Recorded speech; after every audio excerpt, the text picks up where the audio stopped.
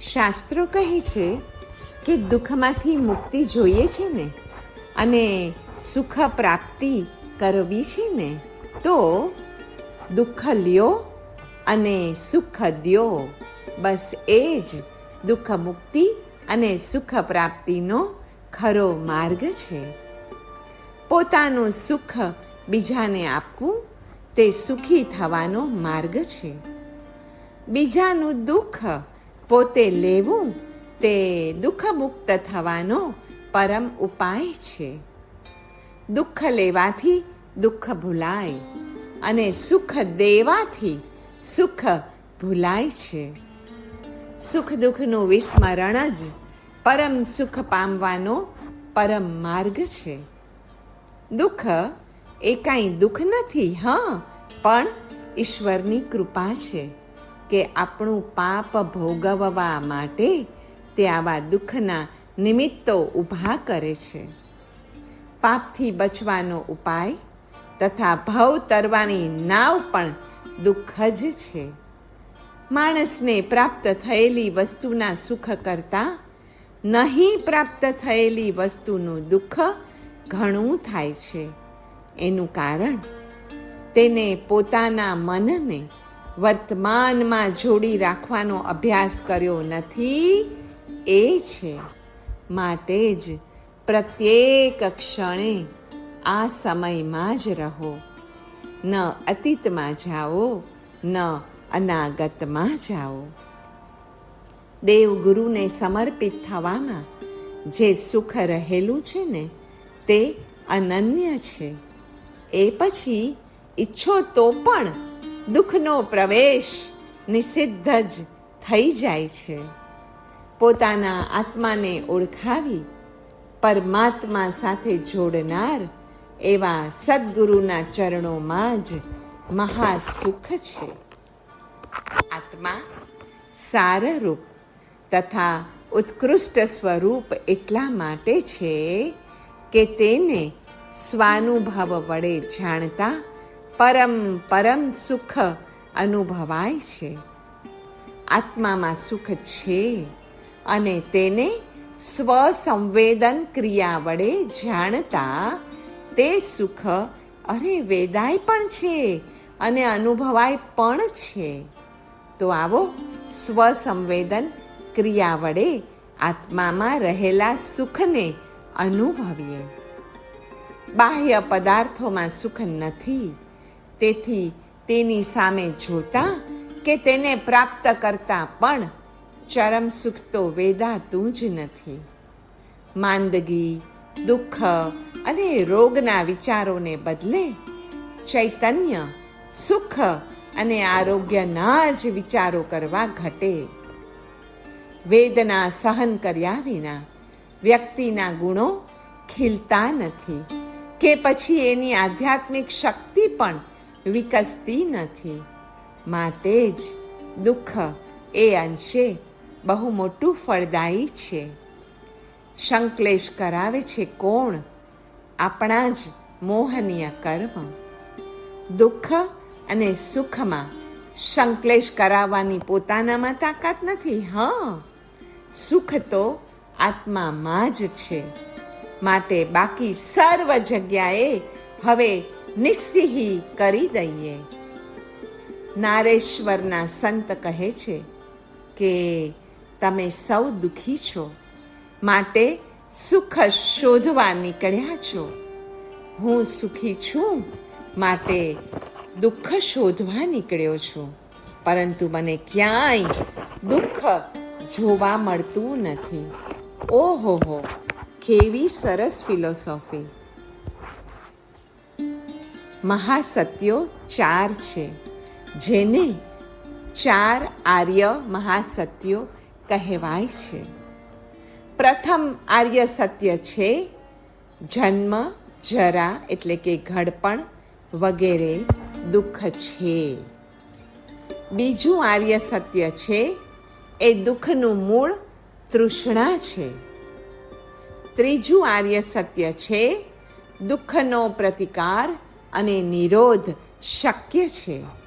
અને ચોથું અને અંતિમ આર્ય સત્ય છે કે દુઃખ નિરોધનો પણ માર્ગ છે. વાસ્તવમાં જોઈએ તો કોઈ જીવ બીજા કોઈને પણ સુખ કે દુઃખ આપી શકતા જ નથી, પરંતુ બીજાને સુખ અથવા દુઃખ પહોંચાડવાની બુદ્ધિથી જે કાંઈ કર્મ કરવામાં આવે ને એ પોતાની અંદર જ સુખ કે પછી દુઃખ પામવાના કર્માશયને એકઠું કરે છે. કુટુંબની રચના છે ને આપણી, એમાં છે ને એક ખૂબી છે કે દુઃખ અને સુખ બંને વહેંચાઈ જાય છે. પણ દુઃખ વહેંચવાથી એ ઘટે છે અને સુખના વહેંચાવાથી તે વધે છે. સુખ દુઃખનું અંતરંગ કારણ કર્મ એટલે કે બાહ્ય દેહ છે. જે રીતે સુકાયા વિના જળબિંદુ ઊંચે ચડતું નથી કે દટાયા વિના બીજ પછી પલ્લવિત થતું કે ઉગતું નથી અને ટીપાયા વિના મૃણમય એટલે કે માટીનો કુંભ ઘડાતો નથી, એ જ રીતે દુઃખ એ બહુમૂલ્ય વિકાસ માટેનું મહારસાયણ છે. સુખ એ ખલ પુરુષના સંગ જેવું છે, એટલે કે દુર્જનોના સંગ જેવું છે સુખ. જ્યારે દુઃખ એ તો સત્પુરુષોના સંગ જેવું છે અને એ તો સુખનો પ્રકાશ કરવા માટે જ આવતું હોય છે. સુખ અને દુઃખ બંને જલના બુદબુદવત છે. બેની સમરસતાનો અનુભવ જ વાસ્તવિક જીવનની ઝાંખી છે. એ બેના અભાવમાં ચારે કોરનો કોલાહલ છે.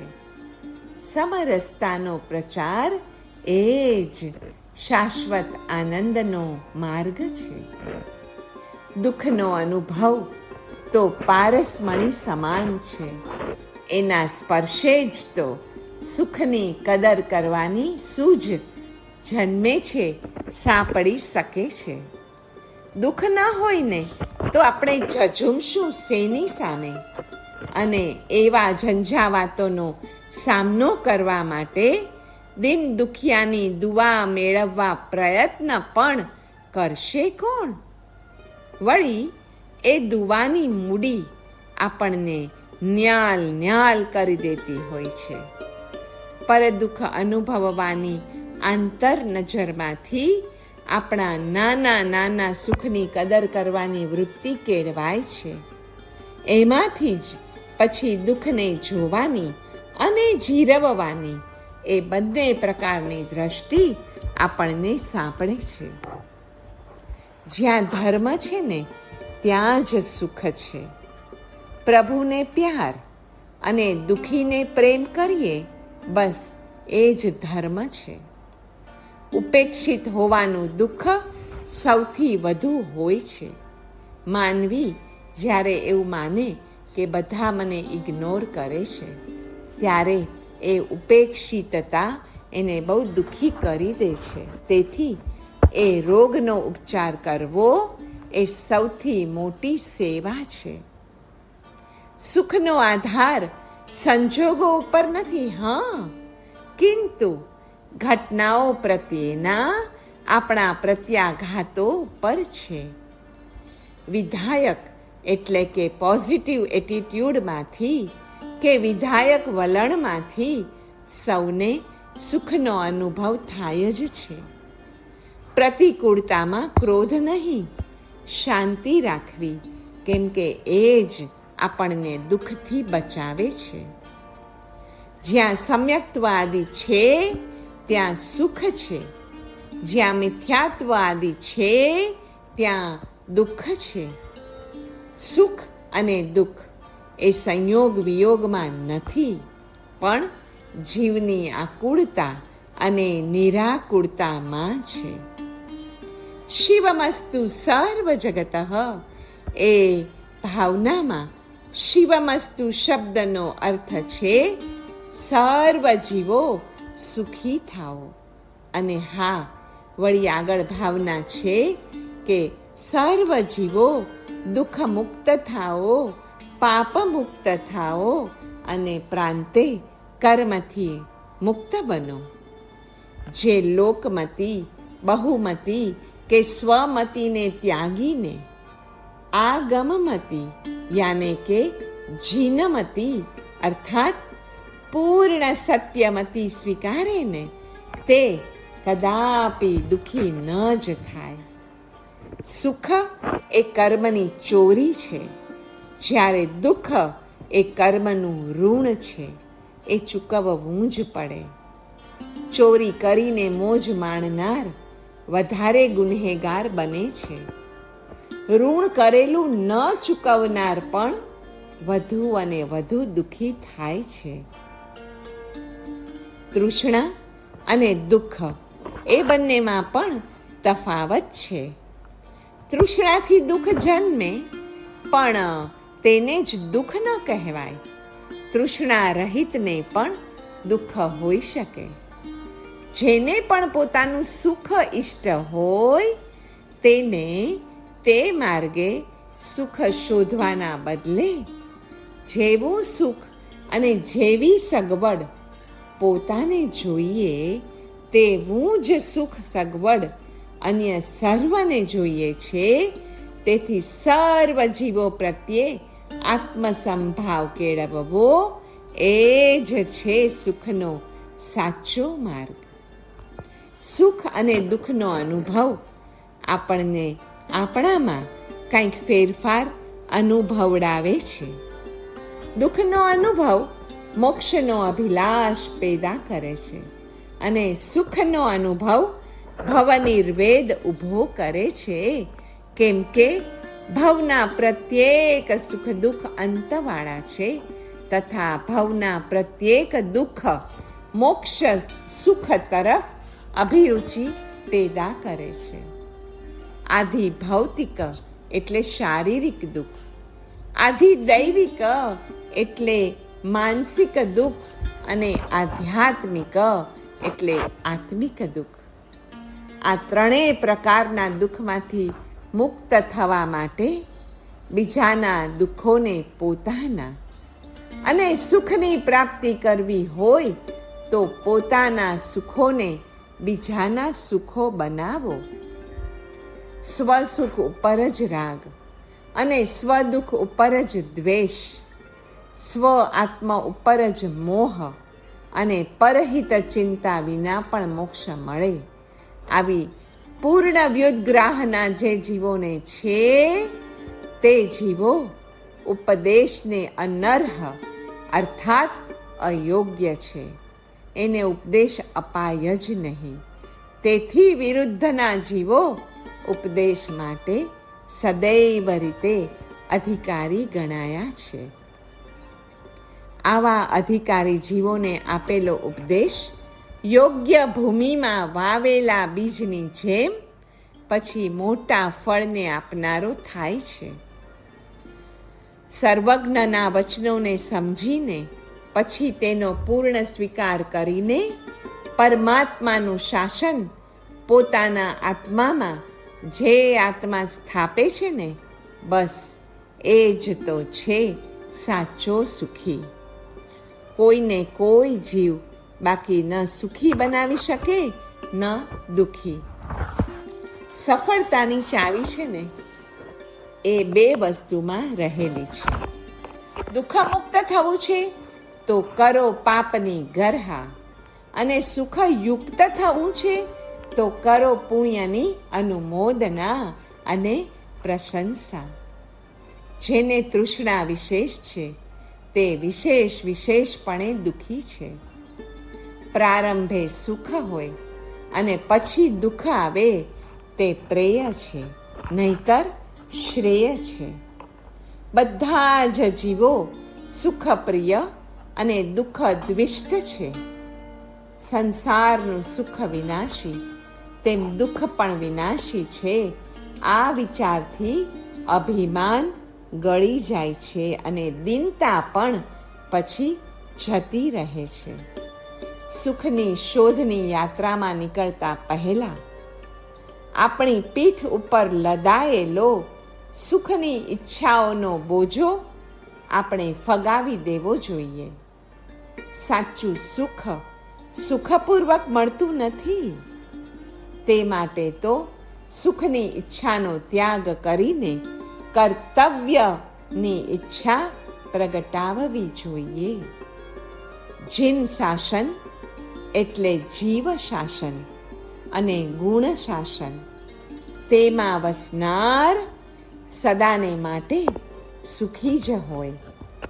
જે પ્રમાદ કરે તે દુઃખી અને જે પ્રમોદ ભાવમાં રહે ને તે સુખી છે. સુખમાં ભોગનો આનંદ છે તો દુઃખમાં ભાવનો આનંદ છે. પણ બંનેમાં આનંદ જોઈતો હોય તો તે મળી શકે એમ જ છે. સુખ ભાવિત દુઃખનું પદ આપણે જોઈએ. સુખ ભાવિત દુઃખ પાય કે ક્ષય પામે જગ જ્ઞાન. ન રહે સુખ હું તાપ में કોમલ ફૂલ સમાન. દુઃખ પરિતાપે નવી ગલે દુઃખ ભાવિત મુનિ જ્ઞાન. વજ્ર ગલે નવી દહન में કંચન કે હનુમાન. તા તે દુઃખ સુભાવીએ આપ શક્તિ અનુસાર. મો દ્રઢતર હુઈ ઉલ્લસે જ્ઞાન ચરણ આચાર. રન में लरते सुभट ज्यूं गिने न बान प्रहार. प्रभु रंजन के हेत त्यूं ज्ञानी असुख प्रचार. व्यापारी व्यापार में सुख करी माने दुख. क्रिया कष्ट सुख में गिने त्यूं वांछित मुनि सुख. क्रिया योग अभ्यास है फल है ज्ञान अबंध.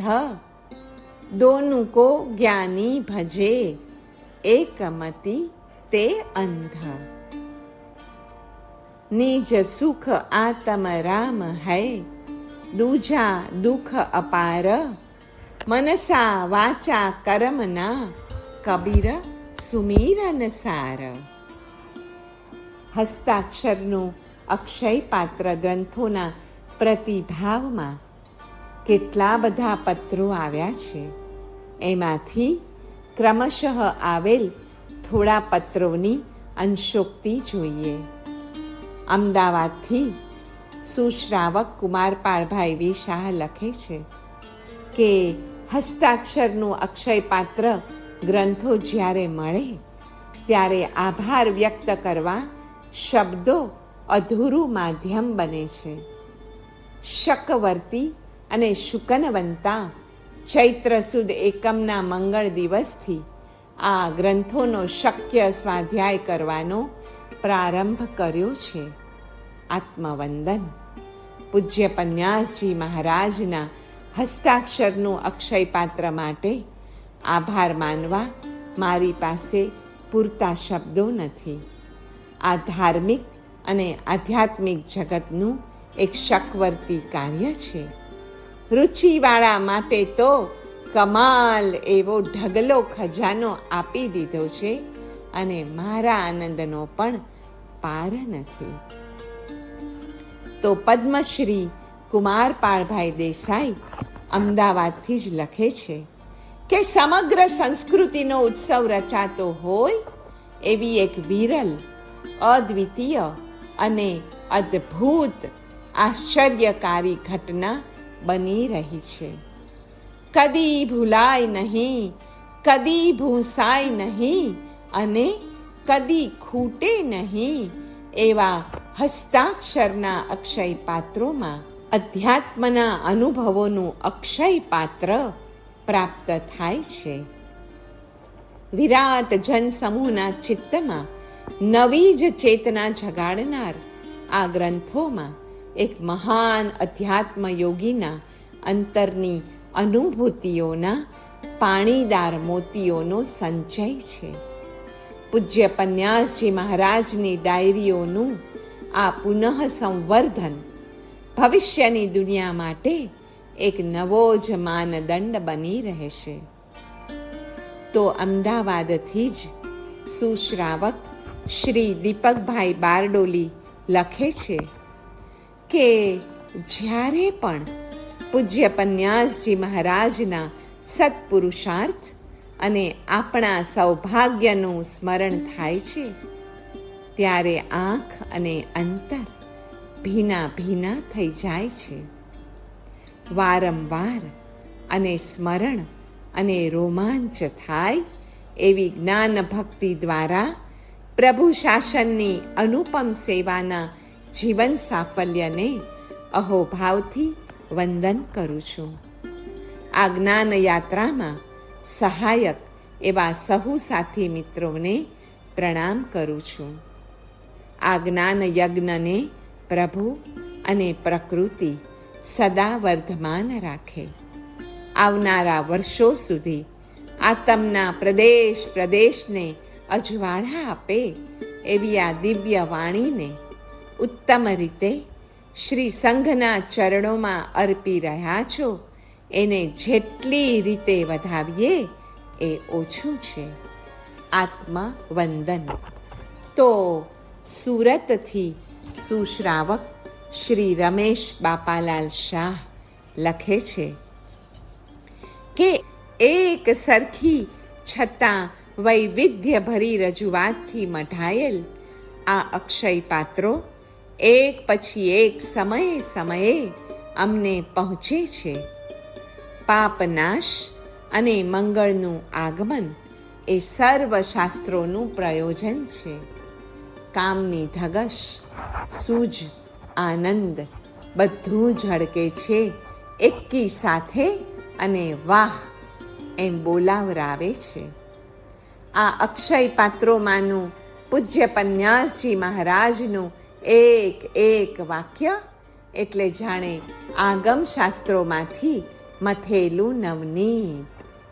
શબ્દ, ભાવ, કલા અને અધ્યાત્મની ભાવનાનો અદ્ભુત મેળાવો જોઈને મારા અંતરમાં આનંદ આનંદ અતિ આનંદ. તો માંડવી કચ્છથી વૈદ્ય ખુશાલભાઈ ભેદા લખે છે કે 5 દાયકાઓના સુવિશુદ્ધ સંયમ પાલન, નૈષ્ઠિક પરમાત્મા ભક્તિ, ગુરુ પારતંત્ર્ય અને શાસ્ત્રોના ઊંડા અધ્યયન અને પછી પરશાસ્ત્રોનું પણ પરિશીલન, આ બધા જ યોગોથી આ મહાપુરુષને સાંપડેલી તત્વદ્રષ્ટિ વડે નિપજેલું ચિંતન એમની આ રોજનિશીઓમાં સચવાયેલું રહ્યું. આજે જે રીતે ઇતિહાસના એ ઉજ્જવળ પૃષ્ઠની અંશે યાદી અપાવે એવી જ્ઞાન ભક્તિ તમે જે આદરી છે એમાં પોતાનું જીવન તો ધન્ય કર્યું જ છે, પરંતુ અમ સૌનું પણ સર્વ ભવિજનોનું પણ જીવન ધન્ય, ધન્યતર, ધન્યતમ બન્યું છે. પ્રણામ.